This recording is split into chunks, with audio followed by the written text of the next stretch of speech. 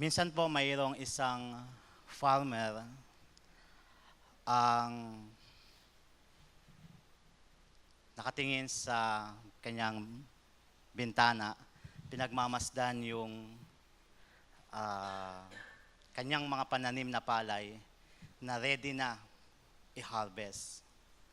Pero because of the heaviness ng kanyang puso dahil sa mga pagsubok at problema na kanyang daladala at nakaatang sa kanyang balikat, hindi niya mahugot yung lakas at yung motivation to go outside at anihin na yung mga pananim.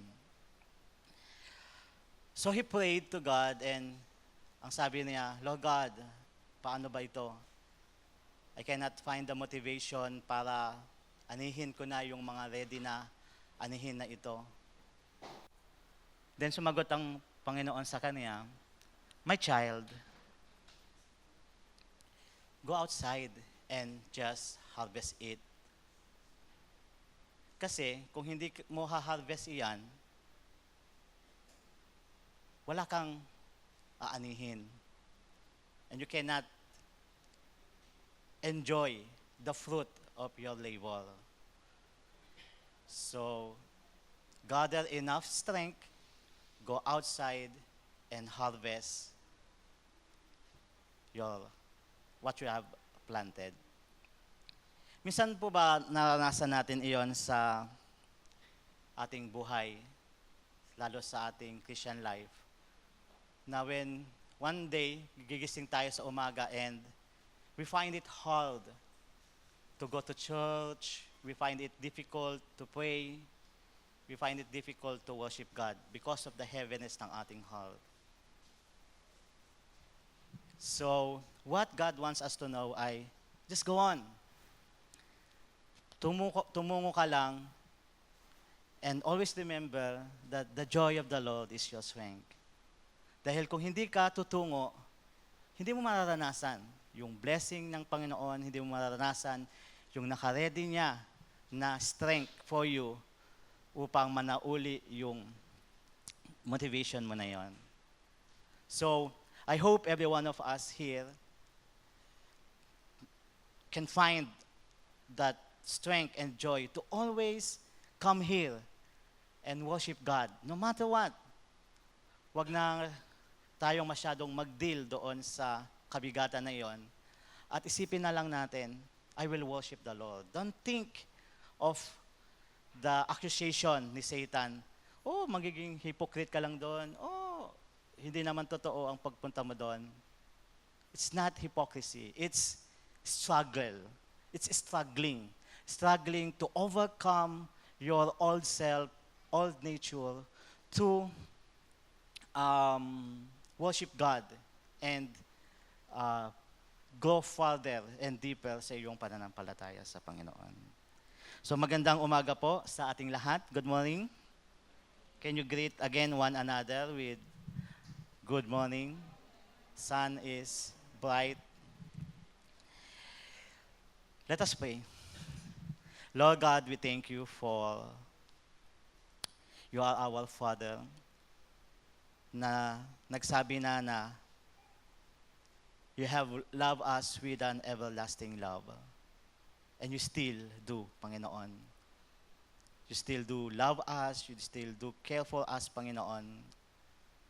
And we believe, O Lord God, that your word is so precious, so valuable, Panginoon, and we need it.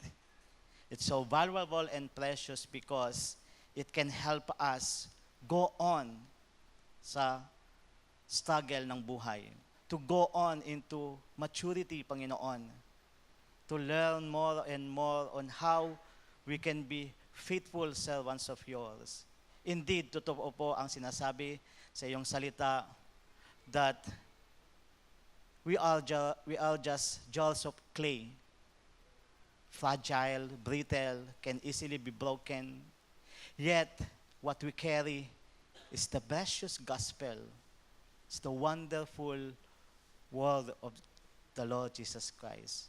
And what we carry is not our own testimony, what we carry is not our own righteousness. What we carry is your grace, your mercy, your forgiveness, and your assurance that noong kami ay nagtiwala sa Panginoong Jesus, we are already forgiven, cleansed, and now we are walking toward that glorious state na ipinangako niyo po mararanasan namin someday. So give us open mind and heart ngayong umagang ito, Panginoon, to be able to hear your word and accept it wholeheartedly as your message para sa bawat isa sa amin. Ito po ang aming dalangin sa pangalan ng Panginoong Jesus. Amen. Ngayong umagang ito, tayo po ay nagpapatuloy sa ating tema na sinimulan noong nakalaang linggo. We entitled it, Hard Topics.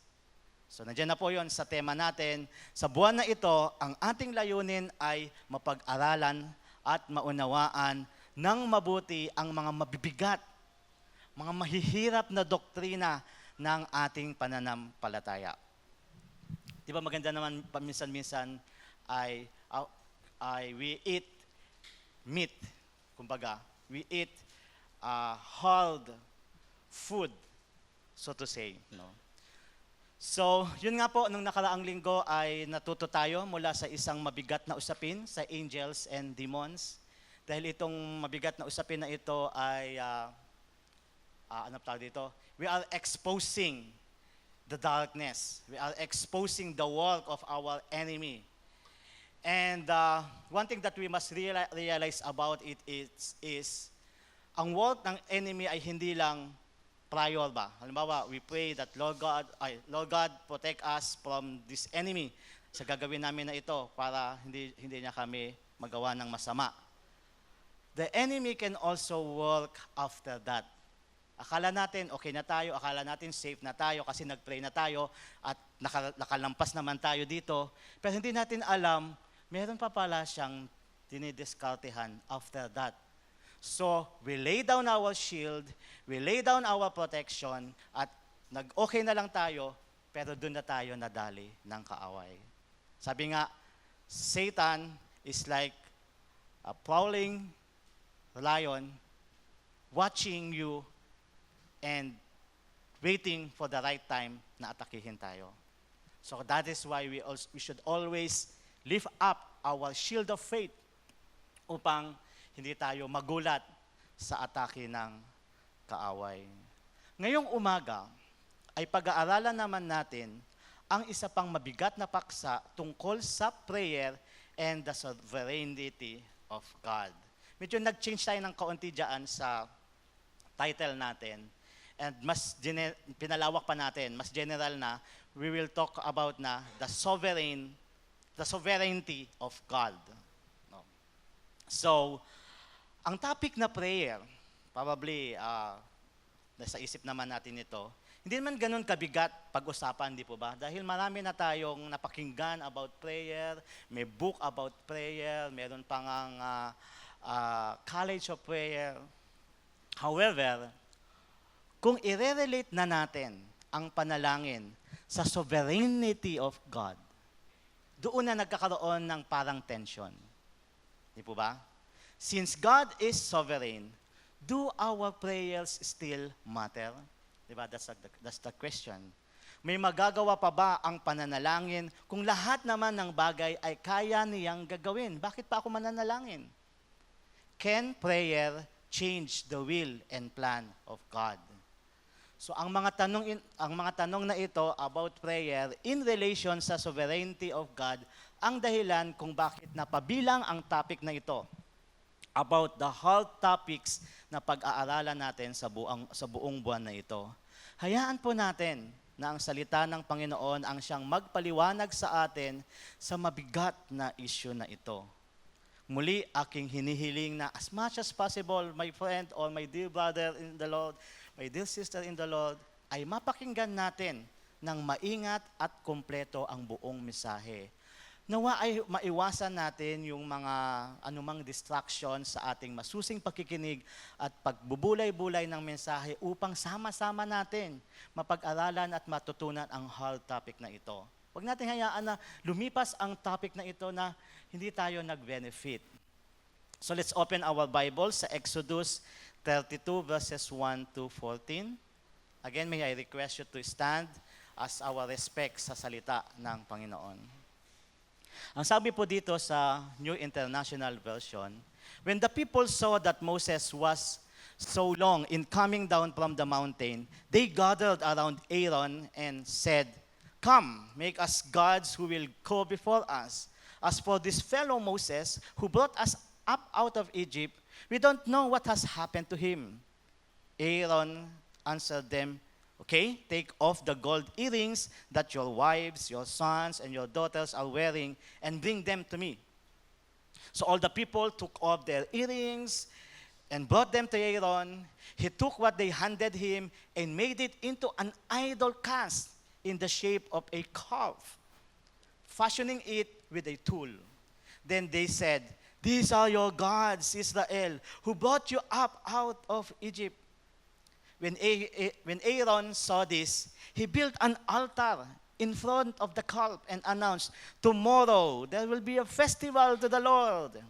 So the next day, the people rose early and sacrificed burnt offerings and presented fellowship offerings. Afterward, they sat down to eat and drink and got up to indulge in revelry.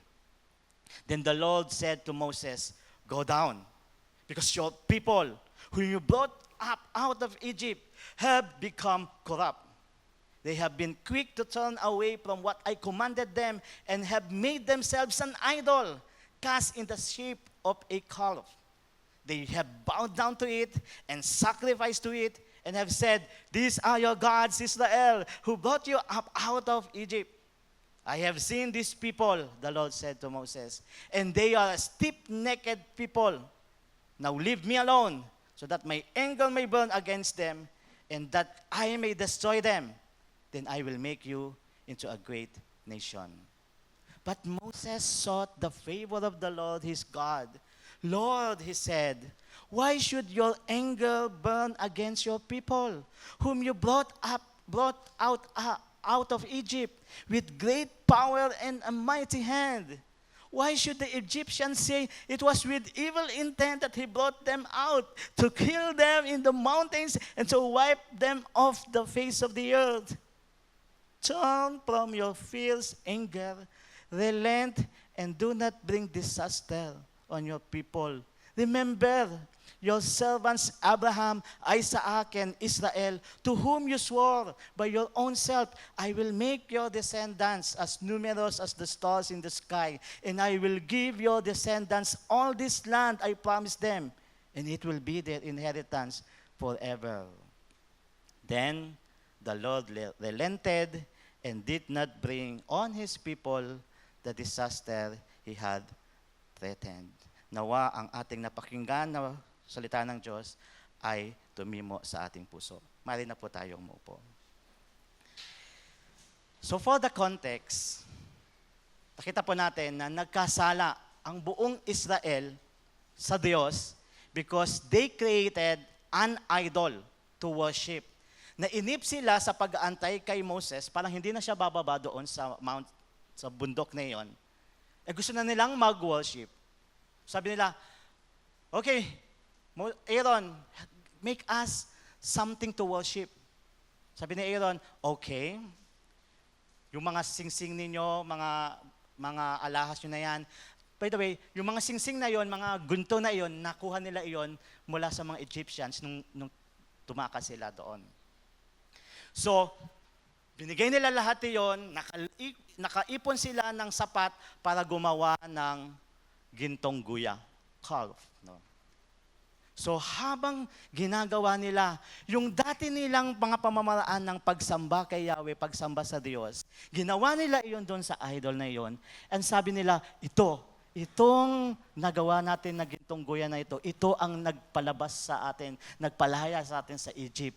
At Inalayan nila iyon, sinamba nila iyon, at pinaglingkuran. It angered God. And He planned to eradicate the Israelites and start a new nation through Moses. Wala. Lilipulin na sila, magsisimula ng panibago sa kay Moses. However, Moses prayed and pleaded on behalf of the whole Israel. God listened to that appeal of Moses and relented from his plan of exterminating the wicked Israelites, gaya ng nabasa natin. Hindi ba sovereign ang God? Since God is sovereign, bakit kaya nagbago ang isip niya sa sitwasyon na ito para pakinggan ang panalangin ni Moses? Nangangahulugan ba ito na hindi definite ang plano ng Diyos? Pwedeng baguhin iyon? At nababago nga ba ng panalangin ang desisyon ng Diyos? Ito ang mga mahalagang katanungan na hindi natin dapat hayaan manatiling katanungan lang dahil remember, if these issues will remain unsettled, this can be used by Satan, our adversary, to cast confusion sa ating mga puso't isipan na maaari ring makapagdulot ng pagdududa sa ating mga puso sa sovereignty o pagiging makapangyarihan ng ating Diyos. Can prayer really change the will and plan of God? So, upang madali po nating masagot ang tanong na ito, we need to first establish 3 fundamental truths about God na makita rin naman natin sa ating text. So, ang unang fundamental truth na aking tinutukoy ay, besides being sovereign, God is also holy. Ito ang unang fundasyon na i-establish natin. Besides being sovereign, God is also holy. So pag-usapan po natin ang point na ito in the light of Exodus 32 verses 7 to 10. Check po natin uli itong sinasabi dito sa mga talata na ito. Then the Lord said to Moses, "Go down, because your people whom you brought up out of Egypt have become corrupt. They have been quick to turn away from what I commanded them and have made themselves an idol, cast in the shape of a calf. They have bowed down to it and sacrificed to it and have said, 'These are your gods, Israel, who brought you up out of Egypt.' I have seen these people," the Lord said to Moses, "and they are talagang matigas ang mga ulo. Now leave me alone, so that my anger may burn against them and that I may destroy them. And this is my plan. I will make you into a great nation."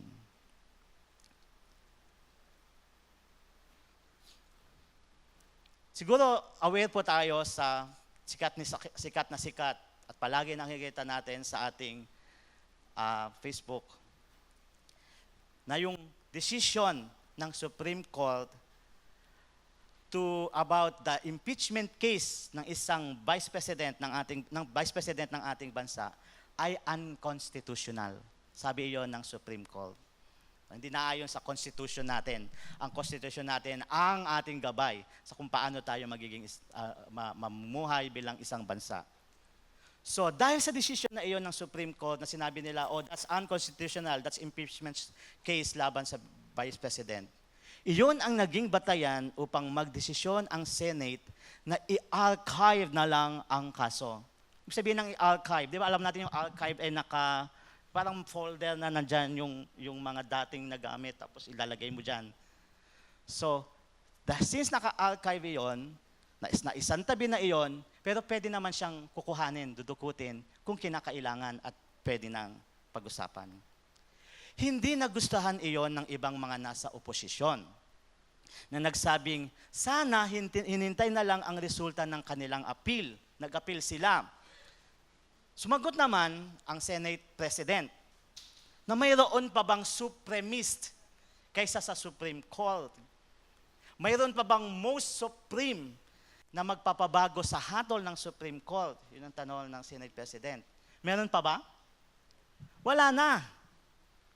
Ayon sa mga bumotong senador, bilang highest judicial institution, ang Supreme Court ang nagdi-define kung ano ba ang nilalaman ng ating Constitution at iyon din ang nagsisigurado sa rule of law. So kung meron pa bang iba dyan na mag-e-explain sa kanila na ito ang definition ng law na yan, wala na. Supreme Court na nga sila eh. So whatever the definition of the Supreme Court of the case na hindi yun Constitution, that's the definition because they are the Supreme Court. Ang hindi pakikinig sa Korte Suprema ay parang pagsasawalang bahala na rin sa ating Constitution. If we do not follow the Supreme Court's decision, we risk tearing the Constitution apart. Sabi pa ng isang senador. Kahit hindi popular iyon, kahit hindi nakaka-offend iyon sa ibang mga grupo, kailangan pa rin gawin. Kailangan pa rin pakinggan because that's the decision of our Supreme Court. And that is one earthly example of sovereignty. Sovereignty means having the power and authority over and above all. In sovereignty, there is freedom from external control. You do not make decisions out of what the people say. Na magdidesisyon ang sovereign one, napakinggan nyo muna, okay, anong masasabi ninyo dito? O sige, yan ang decision natin. That's not sovereignty. Sovereignty is being able to make decisions and do it and make it happen without outward help. And that is an attribute of God. He is sovereign above all. Kahit pa nga sa Supreme Court ng anumang bansa. As the psalmist testifies in Psalm 115 verse 3, our God is in heaven. He does whatever pleases Him. Ang isa sa mga frustration po nating mga tao ay hindi natin magawa ang lahat ng maibigan natin. Tama po ba? Gusto ko pumayat, jogging. Pero after ilang months, nabawasan ng 1 kilogram, pero nagkaroon ng kasalan, napakain, nadagdagan ng 2 kilograms. Ano ang gusto mo paglaki mo? Hindi ba iyon ang madalas na tanong sa atin noong bata pa tayo? Ang gusto ko ay maging electrical engineer someday. May ilan ang gusto ay maging doktor, o abogado, o embalsamador. However, sa paglipas ng panahon, nagbabago ang mga ibig natin na iyon, hindi po ba? Merong outward force trying to change that plan natin. Dahil na rin marahil sa iba't ibang factor. Kulang ang perang pampaaral, nabalkada at naligaw ng landas, hindi kinaya ang hirap ng algebra, trigonometry, or calculus. Sino magaling dyan? Paturo.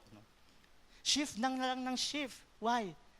Because hindi natin maisagawa ang lahat ng maibigan natin. Ngunit, kung sa tao iyon ay imposible, para sa Diyos iyon ay posible. Magagawa niya ang anumang naisin niya sapagkat siya ay may kapangyarihan at kakayahan na gawin iyon bilang sovereign God. Wow! Kahanga-hanga ang ating Diyos, hindi po ba? Kaya nga po, sa Revelation, hindi napigilan ng mga elder na ang Diyos ay sambahin.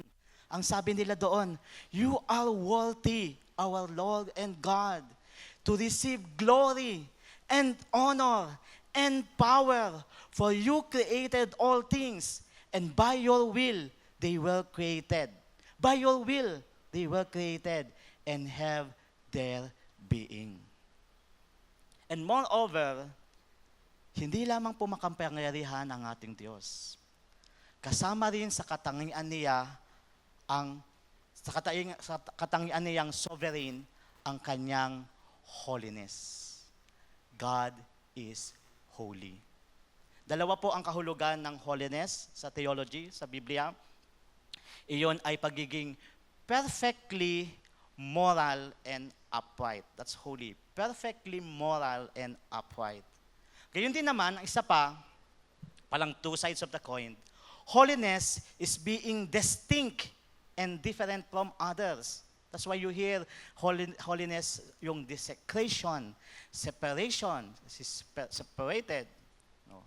So yun yung two sides of the coin ng holiness. In Isaiah 46:9-10, ganito ang pagkakasabi about God's sovereignty and holiness. Remember the former things, those of long ago. I am God and there is no other. I am God and there is none like me. I make known the end from the beginning, from ancient times, what is still to come. I say, my purpose will stand, and I will do all that I please. Kaya din naman, ganito ang sinasabi sa Isaiah 55:8-9. For my thoughts are not your thoughts, neither are your ways my ways, declares the Lord. As the heavens are higher than the earth, so are my ways higher than your ways, and my thoughts than your thoughts. Later, may iba pa po tayong pag-aaralan about the holiness of God. But itong dalawang passage na ito ang nagsasabi that it seems the sovereignty of God and the holiness of God, hindi iyan mapaghihiwalay. Now, imagine this. Pagpalagay mo lang na ikaw ay si Moses. Si Moses na nasa text natin na ito. At dahil ikaw ang nagsulat ng Genesis, Exodus, Leviticus, Numbers, and Deuteronomy, na batay na rin sa personal mong naranasan, nakilala mo na mas malawak kung sino ang Diyos at naunawaan mo rin ng mas malalim ang kanyang pagiging sovereign. That He has complete autonomy over all His creations, even over those powerhouse kingdoms and kings. Even though sila'y maliit na bansa lamang, kayang-kaya nilang talunin ang malaking bansa sa kapangyarihan ni Yahweh. And at the same time, bilang si Moses, kilala mo rin ang Diyos bilang holy. That He is perfectly morally upright. Hindi siya nagkakamali sa anong gawin niyang hatol at wala ring anumang kasalanan at kasamaan ang katanggap-tanggap sa Kanya. Ang dami na nilang naranasan ng mga punishment mula sa Diyos because of their rebellion and hard-headedness. So kilalang kilala na ni Moses ang Diyos bilang sovereign and holy. Tapos, with all those knowledges, understanding, and experiences, maririnig mo ang mga pananalitang ito mula sa Diyos. Sabi niya sa iyo, as Moses, go down from this mountain. Your people, the people you brought out of the land of Egypt, have committed a terrible sin. They have very quickly turned away from what I commanded them to do. They made a calf from melted gold for themselves. They are worshiping that calf and making sacrifices to it. The people have said, Israel, these are the gods that led you out of Egypt. I have seen these people and I know that they are very stubborn. They will always turn against me. So now, let me destroy them in anger. Then I will make a great nation from you. What would you do after hearing this? Ano ang gagawin mo after mong marinig ito mula sa isang nagngangalit na sovereign and holy God? Of course, malamang hindi ba ay mapapaluhod ka sa Diyos at magmamakaawa. Mananalangin ka para sa kapakanan ng iyong mga kababayan at buong taimtim na makikiusap sa Diyos na bigyan sila ng kahabagan, lest God would proceed to His plan of eradicating the whole people because of their wickedness. At yun nga ang ginawa mismo ni Moses, mga kapatid. Sa verse 11, Moses begged to the Lord his God and prayed, Lord, please, don't let your anger destroy your people. You brought them out of Egypt, not me. You brought them out of Egypt with your great power and strength. Please, forgive them and give them another chance. That is the reason, mga minamahal kong kapatid, why we pray and ask for God's forgiveness and mercy. Because God is sovereign and holy. He expects consecration and righteousness from His people. Hindi siya yung Diyos na para bang may dumaan na mali, hayaan na lang siya. Minsan ganun tayo, di ba? May napansin tayong mali, tapos we try to just ignore it. Ililipat natin yung attention natin sa iba. And we find it hard to correct the wrong. Pero God is not like that. Nag-utos nga siya sa Leviticus 11:44. Ang sabi doon sa text, I am the Lord our God. Consecrate yourselves and be holy, because I am holy. I am your God, and I want you to consecrate yourselves. Be separated from those evildoers. Don't join them, and be holy, because I am holy. So kung ikukumpara sa kapangyarihan at kabanalan ng Diyos ang isang tao, ay mistula lamang langgam ang tao sa pagitan ng dalawang daliri ng Diyos. Na saglit lang ay maaari niya tayong tirisin at durugin sa tuwing nagkakasala tayo bilang kanyang kaparusahan sa ating pagsasawalang bahala sa kanyang karangalan at kabanalan. Ngunit hindi pa niya ginagawa. When we pray, lagi nating tatandaan ang fundamental truth na ito, that God is sovereign and He is holy. Wala tayo sa katatayuan na mag-demand from Him o kahit na utusan siya na kumilos o gawin ang gusto nating mangyari apart from His mercy and grace. Nasabihan sa Kanya, pagod ako, may problema ako, I cannot worship you. We cannot say that to God. Tayo ay mga mistulang pulubi lamang na nakikiusap para sa Kanyang habag at biyaya. When we pray, tayo ay kumakatok sa mahabaging puso ng makapangyarihan at banal na Diyos. At yun po ang isa pang fundamental truth na pinaniwalaan ni Moses kung kaya nagkalakas siya ng loob na mag-intercede at makiusap sa Diyos alang-alang sa buong Israel. Na mahalaga na malaman din natin. So ang katotohanan, ang second fundamental truth na iyon that we must know ay although God is sovereign and holy, He is also compassionate. God is also compassionate.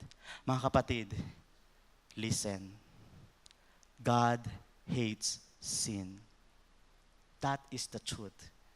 Example, ilang beses nagkasala sina Adan at Eva laban sa Diyos bago nagpasya ang Diyos na parusahan sila ng isang kaparusahan na ang consequence ay nararanasan pa rin natin hanggang ngayon.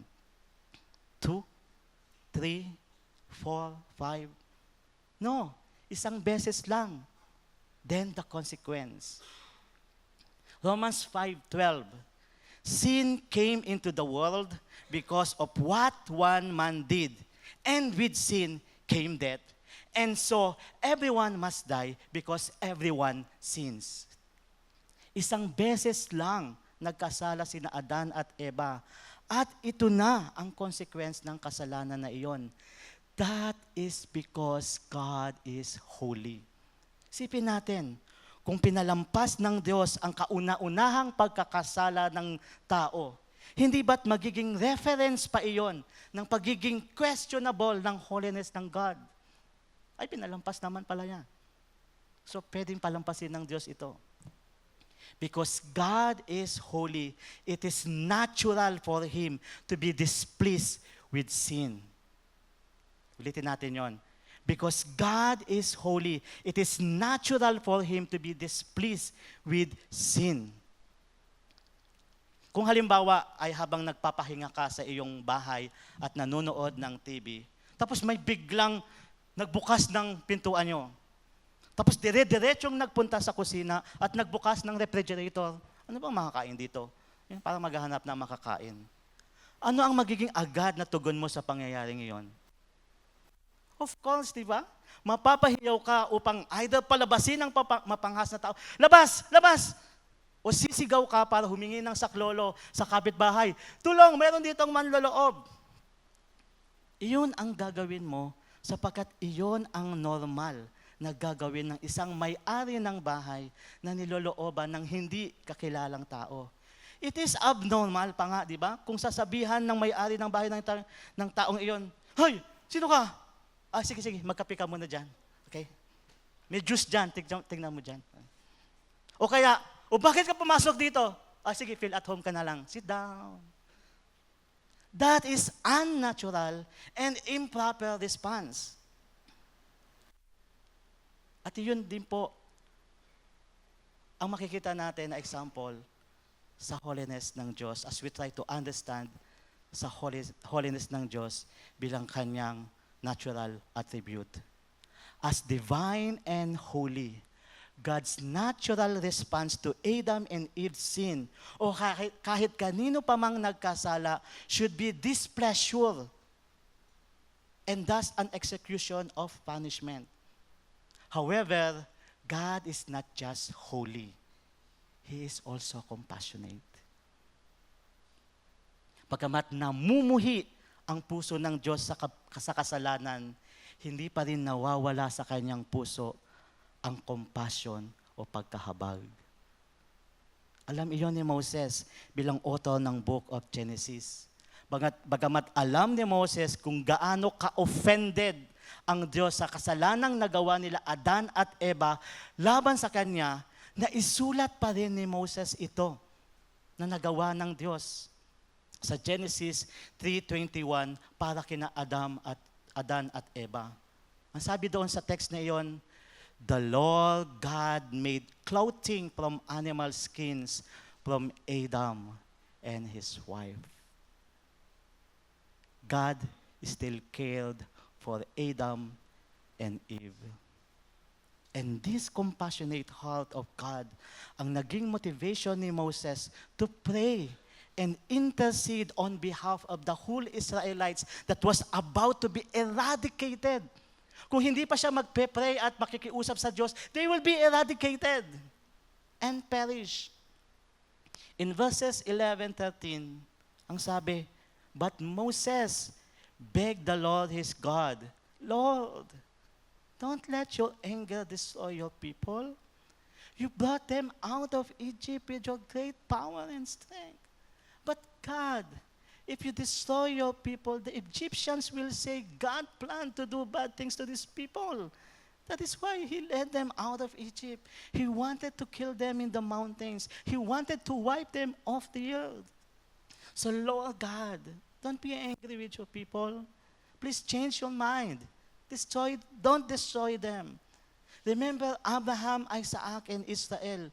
These men serve you, and you use your name to make a promise to them. You said, I will make your people as many as the stars in the sky. I will give your people all this land as I promised. This land will be theirs forever. So please, God." Dahil hindi matigas ang puso ng Diyos, He answered that prayer with this. In verse 14, "So the Lord felt sorry for the people. He did not do what He said He might do. He did not destroy them." Mga kapatid, alalahanin natin ito. Kapag ikaw ay nananalangin sa Panginoong Diyos, believe that He is all-powerful. Also, believe that He is holy. At huwag din nating kalilimutan that He is compassionate. Hindi matigas ang puso ng Diyos, hindi gaya natin. Bagkus iyon ay mahabagin, maawain, at mapagpatawad sa mga tunay na lumalapit sa Kanya ng may pagpapakumbaba at kasinserohan. At maliban sa mga naunang fundamental truths about God na ating natutunan na iyon, isama natin sa mga iyon ang katotohanan ito. Pangatlo, because God is compassionate, He is willing to listen. Because God is compassionate, He is willing to listen. Tandaan po natin ito, mga kapatid, about God. In prayer, God is a willing listener. O God is the willing listener, whatever appropriate grammar dyan. God is a willing listener. Marahil ay maaalala nyo pa yung impeachment trial ng isang Chief Justice. Maalala nyo yun? Meron tayong Chief Justice na in-impeach. Kauna-unahan sa kasaysayan. Di ko alam kung sa'yo na buong mundo, pero sa kasaysayan ng Pilipinas. Merong na-impeach na Chief Justice. Chief Justice ng Supreme Court. Nagsimula yung impeachment na yun noong December 2011 at nagtapos noong May 2012. Minsan sa isang hearing ng impeachment na yun, sinermonan ng isang matapang na senadora. Sabi nila, the president that, ano sabi doon? We failed to have. So nagsermon siya doon sa mga prosecutor ng in-impeach na Chief Justice dahil sa pabago-bago nilang desisyon tungkol sa kung ilan ba talaga ang ipipresent nilang testigo. Ang sabi nila, okay, we have gathered 100 witnesses. Tapos sabihin nila, hindi, 15 lang. 15 lang ito. Nagalit yung senadora. Then habang nagsesermon ang senadora, sinesermonan niya yung mga prosecutor, makikita ang isa sa mga prosecutor na nagtatakip ng tenga. So dahil dun sa ginawa na yon, naging dahilan iyon kung bakit na cite for contempt yung prosecutor na yon. Sinite siya for contempt ng Senate.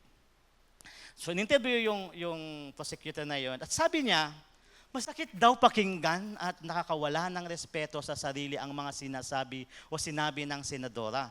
Kaya nagtakip na lang siya ng kanyang tenga as a manifestation that he was an unwilling listener of that senator's speech or exhortation.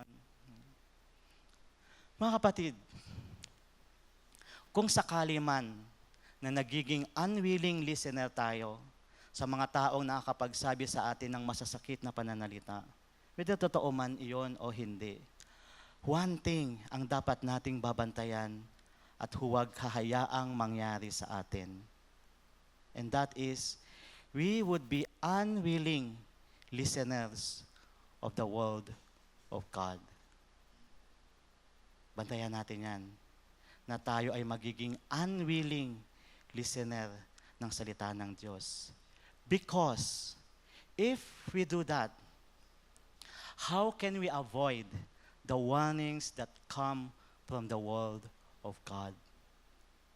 However, kahit ilang beses na naging unwilling tayo na makinig sa paalala at babala ng salita ng Diyos, tandaan natin ito, ang Panginoon nating mapagmahal ay nananatiling willing listener sa mga taong lumalapit sa Kanya na may repentant and sincere heart. There are times we doubt to approach a person, even though we are already ready na to mag-say sorry, because natatakot tayo ano magiging response niya, di ba? Naku, baka i-reject lang ako. Baka masaktan pa ako, mapahiya pa ako. Please do not think of it as sa Diyos. Huwag nating isipin iyon sa Diyos. When we approach God, na tayo ay willing na humingi ng tawad at magpakumbaba sa Kanya, His arms are open wide, gaya nung prodigal son, na hindi pa nga siya nagsasalita, sinasalubong na siya ng ama niya. And Moses knows that about God.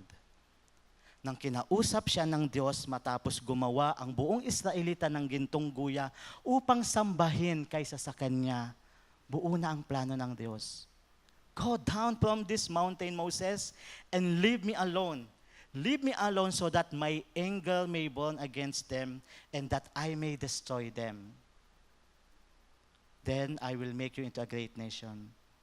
Ito ang plano ng Diyos.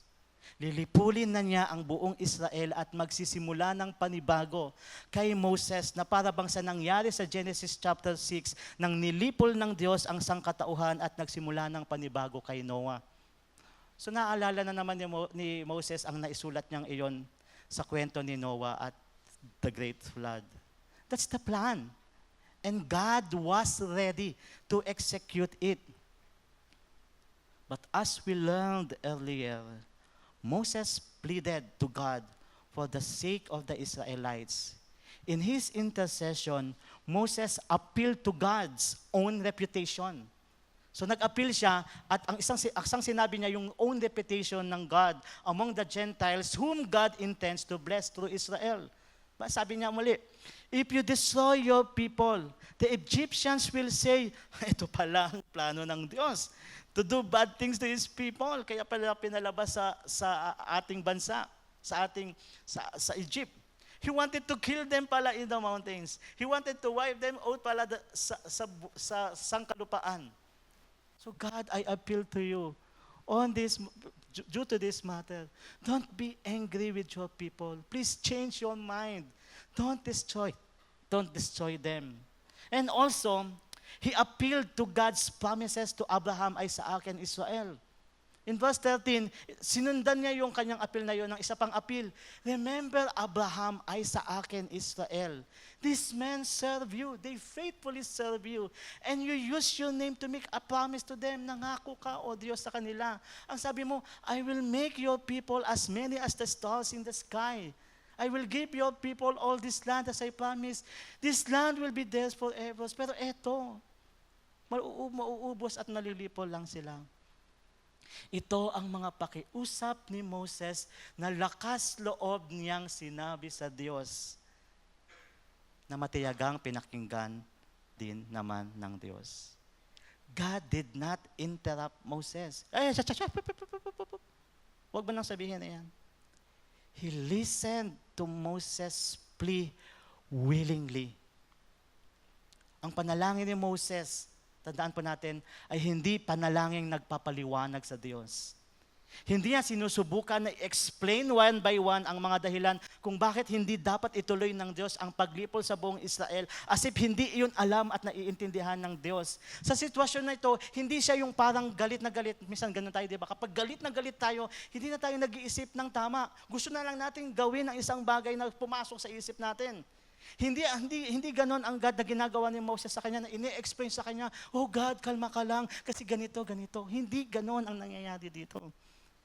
This prayer is just Moses' way to appeal to God at iparating ang kanya, yung dahilan ni Moses, why he is interceding for the sake of the Israelites. He is interceding sa own karangalan ng Diyos. He's interceding doon sa mga ipinangako ng Diyos. Moses tried to appeal because he knew and believed that God is a willing listener. Minsan di po ba, when other people try to explain something to us, at alam na natin yon, we will immediately interrupt that, di ba? Alam ko na yan. Hindi pa nga natatapos sinasabi na, alam ko na yan, wag mo na sabihin sa akin yan. Because sometimes we are not willing listener. We are unwilling listener. But here, even though God is sovereign, even though He is holy, hindi niya naramdaman na napapahiya siya dito. Kundi ang nakikita niya na yun naman talaga ang nangyayari is ang kanyang lingkod na si Moses nakikiusap at nagmamakaawa sa kanya. And we can learn something from that intercession of Moses. Na kapag mayroong naninikluhod at nakikiusap sa Diyos, hindi nagtatakip ng kanyang tenga ang Diyos at nagsasabi, hindi, ayokong pakinggan yan. Kundi, intently ay nakikinig ang Panginoon sa mga pakiusap ng mga taimtim na nananalangin sa Kanya. Pag-isipan mo ito, dear brethren. Kung mayroon kang nais na hilingin sa Diyos, how many times mo dapat iyon idinudulog sa Panginoon? How many times? 1, 2, o 3 beses, and then enough na. Tigil na. Ganun ba dapat? Hindi ba dapat ay ipanalangin natin iyon ng walang sawa until dumating ang katugunan ng Panginoon, until ma-realize natin na napakinggan na tayo ng Panginoon or until i-direct niya tayo sa dapat nating ipinapanalangin. Gaya ng aral ng Panginoong Jesus sa Luke 18:1-8, you may try to visit that later, about the persistent widow. God wants us to know that He will not turn a deaf ear to those who cry out to Him day and night.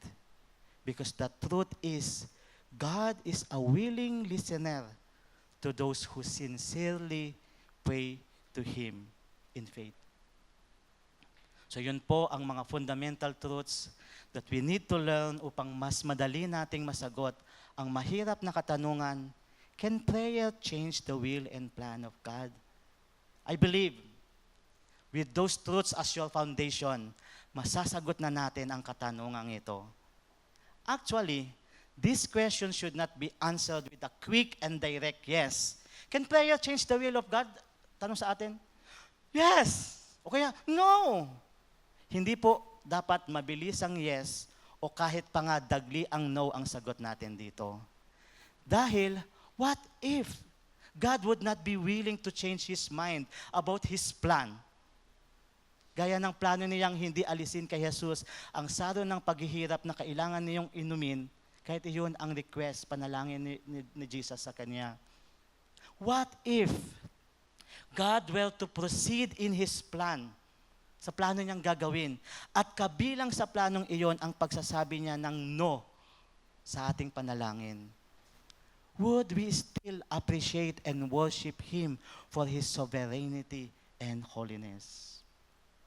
Ang sagot po natin dapat sa tanong na, can prayer change the will and plan of God? It's up to God. It's up to God. Ang Diyos na ang bahala roon. Basta ako, patuloy lang akong maniniwala at magtitiwala na ang ating Diyos ay ever compassionate Father and He is a willing listener always. Hindi niya ako iiwan ni pababayaan man. Ano man ang sagot niya sa panalangin ko. As we end, take note of this conclusion statement. God is a divine person. The character of God is revealed in the way He listens to and answers prayer. Indeed, He is sovereign and He is holy. But when the Bible mentions that God changes His mind, it is a representation of who God is, kind, merciful, and full of grace. Go and pray to Him and be sincere in your prayers. The Lord bless us all. Purihin natin ang ating Panginoon.